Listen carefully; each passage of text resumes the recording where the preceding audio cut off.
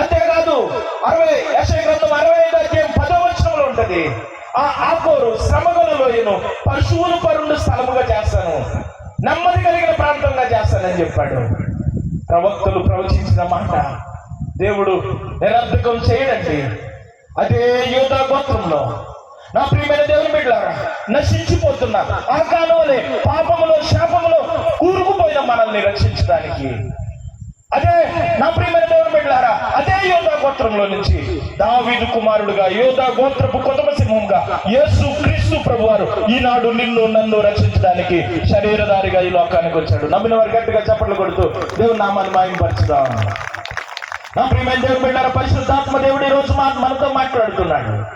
ఈరోజు పరిశుద్ధాత్మ దేవుడు మనతో మాట్లాడుతున్నాడు.